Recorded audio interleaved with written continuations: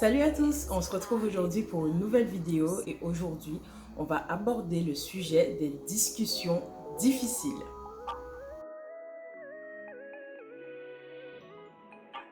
Tout d'abord, c'est un sujet assez complexe.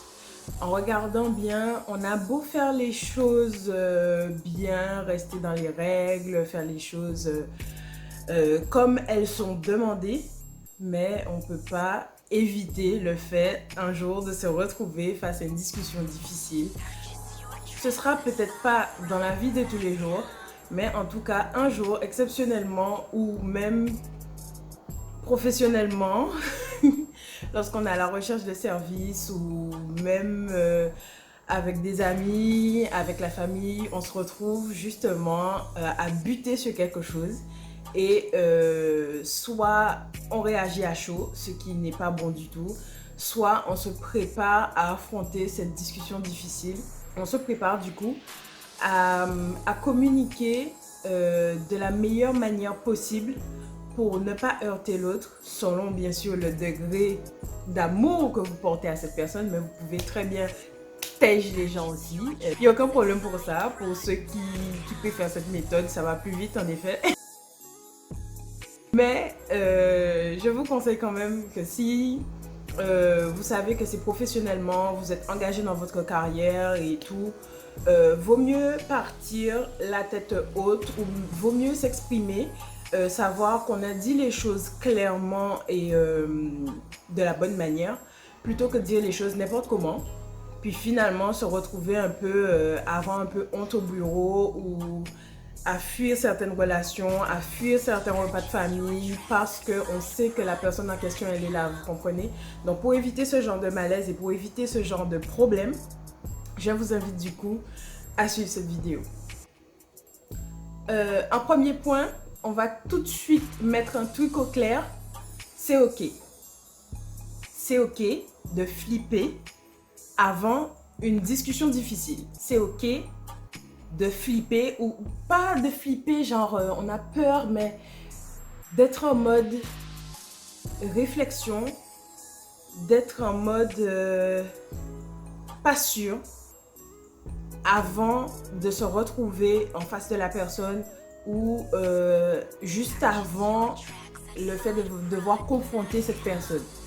Du coup, pour le moment, la première chose à vous dire là, c'est que c'est ok, c'est normal d'être un peu d'un genre, d'être un peu barbouillé, d'être un peu stressé, mais pas vraiment stressé, c'est pas vraiment une angoisse, c'est pas vraiment un stress, mais c'est quelque chose qui ressemble, donc c'est ok pour commencer, c'est ok, ça arrive à tout le monde, on dédramatise, même les plus grands, ils disent que voilà, les premières c'était compliqué, donc les premières discussions difficiles de tout le monde sont compliquées, c'est la vie, et voilà. Deuxièmement, je dirais que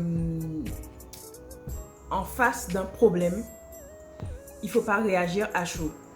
C'est parti pour la séquence émotions. Si vous êtes trop fixé sur vos émotions pendant la discussion, vous ne pourrez pas entendre, percevoir le message que votre interlocuteur essaie de vous envoyer. C'est comme ça, c'est la nature humaine. Vous ne pourrez pas comprendre ce qui se dit. Donc, il y a deux options. Soit, comme je vous dis, vous attendez un moment que ça puisse redescendre. Mais il faut savoir que quand ça redescend, en général, lorsque vous revenez pour entamer cette discussion, ça a tendance à remonter. Du coup, c'est très contradictoire tout ça, mais bon, l'être humain est compliqué, c'est ça. Le moment où justement vous sentez que ça remonte, le mieux à faire, c'est de le dire clairement. Je me sens trahi parce que tu as mangé la dernière part de pizza. Désolée, courte session où le son a été coupé.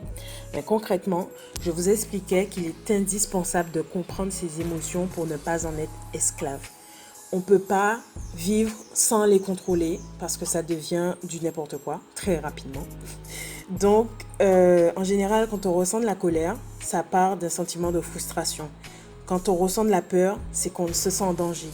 Alors, il faut vraiment analyser. Donc, il faut faire une recherche avant sur soi, à se dire, mais pourquoi je ressens ça? Comment sont les choses au fond de moi? Qu'est-ce que je pense vraiment de ce qui s'est passé? Et comment j'en parle concrètement pour que mon message puisse arriver à destination sans problème.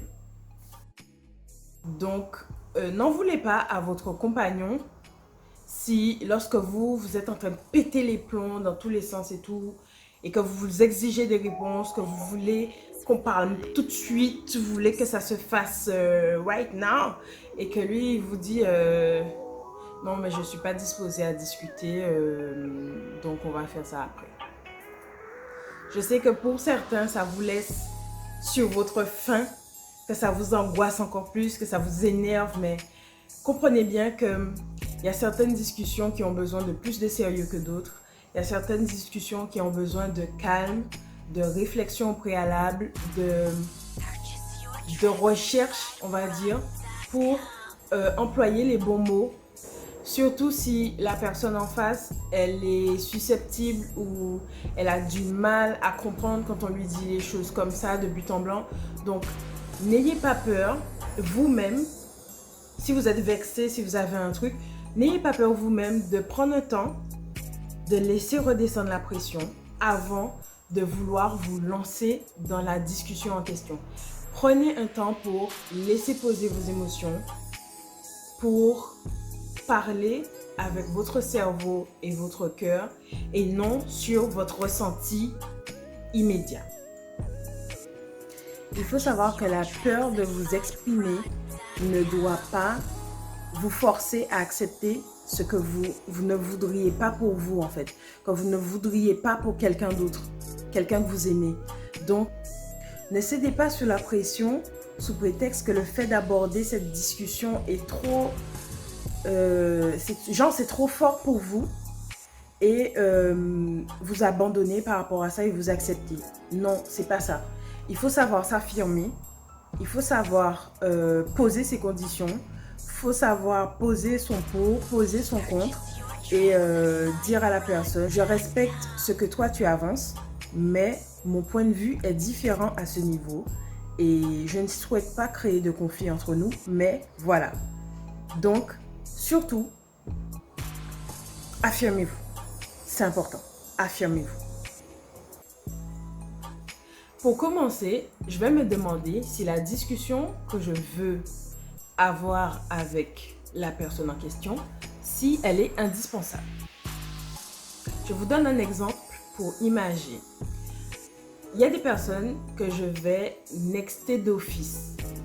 Si et seulement si, j'ai voulu à plusieurs reprises débattre, ouvrir la discussion, expliquer les choses, qu'on puisse échanger, discuter en face à face.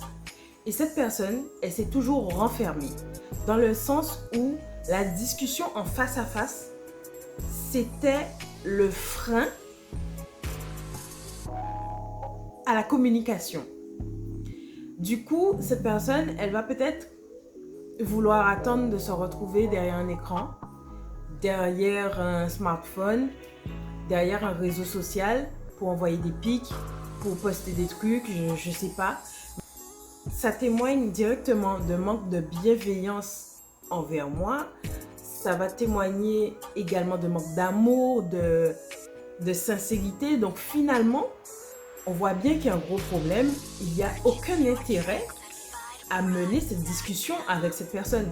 Parce que finalement, vous n'êtes pas assez important pour qu'elle puisse se dire « Elle m'a déjà relancé 3 ou 4 fois sur le sujet, il faut vraiment que j'aborde ça avec elle. » Je ne peux pas lui dire que pour le moment, émotionnellement, je ne suis pas apte à mener cette discussion. Je passe mon temps à fuir, mais par contre sur les réseaux, sur WhatsApp ou autre, ben là, je peux débiter. Ben non. Donc, j'ai envie de vous dire, à un moment, c'est soit tu les portes, soit tu les portes pas. Hein?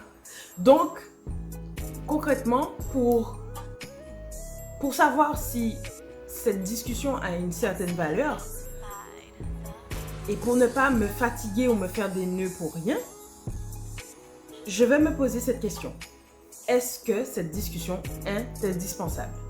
Est-ce que il y aura des impacts sur ma vie? Est-ce qu'il y aura des impacts sur la vie de cette personne? Et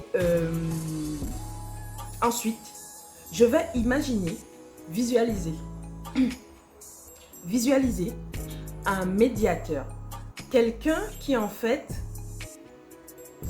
va venir me voir pour, je sais pas, entendre ma version du fait et le rapporter à l'autre personne. Et vice versa.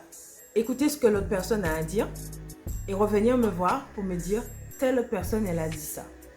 Du coup, le fait de se mettre, de visualiser le médiateur et de se mettre à la place de cette personne, ça permet vachement de dédramatiser, de cesser cette appréhension face à cette discussion difficile qui, en général, on n'arrête pas de la repousser. En mode, ouais, on se voit vendredi, ouais, vendredi, sans faute. Ouais, sans faute, après le taf, il faut qu'on discute, ouais. Y a pas de souci. Vendredi arrive, je suis désolée, j'ai eu un contretemps au bureau. Du coup, on peut remettre ça à samedi si tu veux, parce que là, je suis vraiment pas... Voilà, c'est pas possible. C'est pas possible du tout. Vas-y, active ta géolocalisation Snapchat. Non, mais j'ai pas internet là. Je suis en point d'accès, mais je vais me déconnecter. C'est pas mon internet. Ok, bye. On se dit à demain. Bisous. Du coup, ce sont des discussions qu'on a tout le temps envie de repousser l'échéance parce qu'on a peur de comment ça va se passer. Et le fait d'imaginer en fait le médiateur, ben, ça permet de dédramatiser et d'aborder le sujet avec plus de maturité de base, de maturité, de sérieux et moins d'appréhension et d'anxiété. Vous vous doutez bien que si la discussion elle démarre et que vous êtes en train de péter les plombs, vous commencez à débiter plein de choses qui n'ont rien à voir avec le sujet, vous commencez à vous énerver, vous commencez à... Parce qu'en fait, vous n'arrivez pas à transmettre ce que vous essayez de faire comprendre à l'autre personne ou que l'autre personne elle est à côté de la plaque. Vous comprenez bien que c'est une discussion qui ne servira à rien. Donc, je vous en prie, si vous vous retrouvez dans le cas, calmez-vous et à ce moment, je vous en prie, vous pouvez reporter cette discussion à après en expliquant bien à la personne, je suis en train de partir en cacahuète, je suis désolée, on va pas pouvoir continuer à discuter, mais cette discussion, elle me tient à cœur, il faut qu'on réussisse à communiquer là-dessus, mais tout de suite là, c'est pas le bon moment. Donne-moi 5 minutes, donne-moi 10 minutes, donne-moi 2 jours, donne-moi 3 jours, donne-moi 1 semaine, donne-moi 5 semaines, donne-moi 6 mois. Non, n'allez pas jusque-là quand même. Préparer ces discussions, ça commence par ne pas attendre le pétage de plomb pour en parler. Autant le fait sur le qui-vive comme ça, quand vous êtes bouillonnant, et que vous avez envie de débiter tout ce que vous avez sur le cœur parce que vous êtes énervé, ce n'est pas bon. Autant le fait de contenir tout le temps, de regarder, d'assumer, de laisser, et c'est en train de monter comme ça, vous avez le truc comme ça, à ce moment-là, vous venez, mais putain! En général, ça part direct comme ça en explosion et préparer la discussion, c'est se dire, bon, ça fait un moment qu'elle fait ça, ça m'énerve. Concrètement, il faut trouver une solution parce que je ne vais plus pouvoir tenir.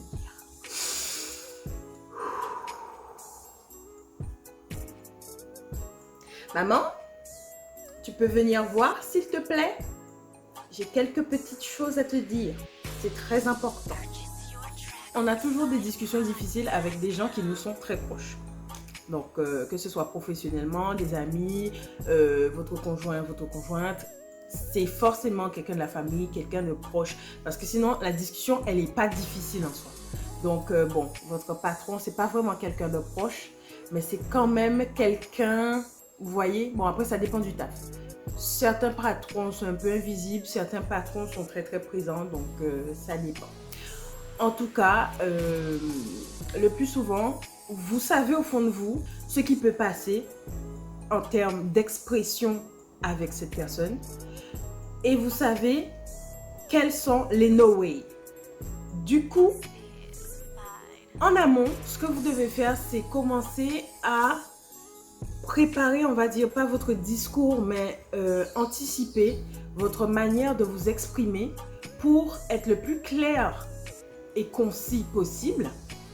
Et bien sûr, pour que vous puissiez vous faire entendre de la bonne manière, respectueuse et garder une harmonie dans le dialogue. Ensuite, il est important de comprendre qu'il n'y a pas un seul point de vue qui existe.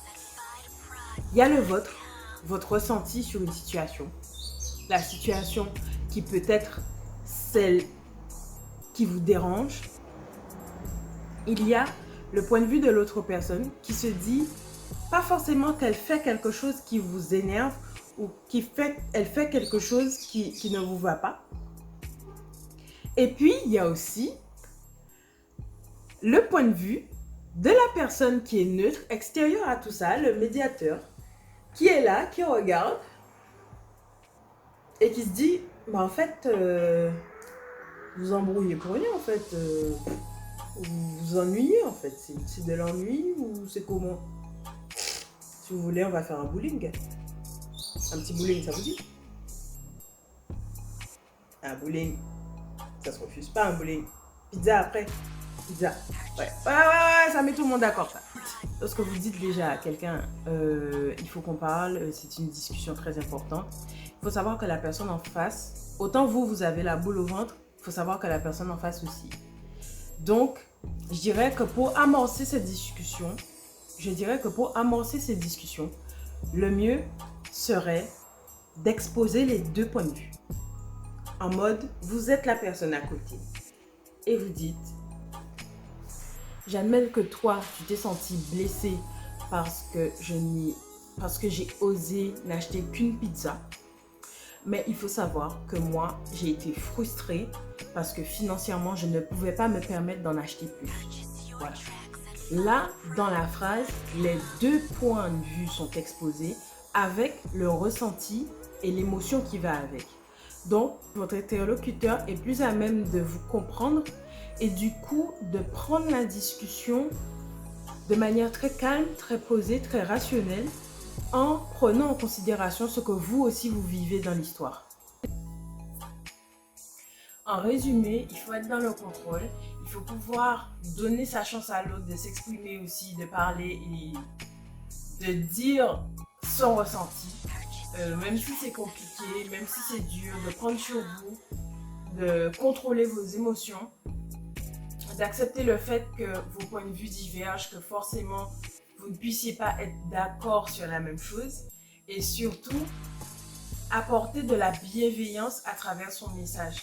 Toujours apporter de la bienveillance à travers son message parce qu'en regardant bien, même si c'est une discussion difficile, genre vous savez que vous devez de l'argent à quelqu'un, vous avez des problèmes financiers, que cette personne vous lui avez promis que vous auriez pu lui remettre l'argent à telle date et que le délai est dépassé et tout. Le fait de fuir, ça va augmenter votre angoisse, augmenter votre stress, alors que le fait de passer un coup de fil à cette personne, lui dire écoute, on avait prévu ça, je sais parfaitement que toi aussi tu es en difficulté, que tu as fait ce geste pour me soutenir, toujours rappeler à la personne tout ce qu'elle a fait de bon pour vous et les répercussions que ça a eu sur votre vie, les bonnes répercussions. Du coup, n'hésitez pas à rappeler cette personne. Il faut rester une bonne personne. Du coup, ne laissez pas les problèmes, les conflits prendre le dessus et vous empêcher de faire les choses comme il se devrait. Voilà. J'espère en tout cas que tous ces petits conseils pourront vous aider dans votre vie du quotidien. Et quelquefois, j'ai envie de le dire aussi, quelquefois, c'est juste un peu de courage. Là, c'est bon, je prends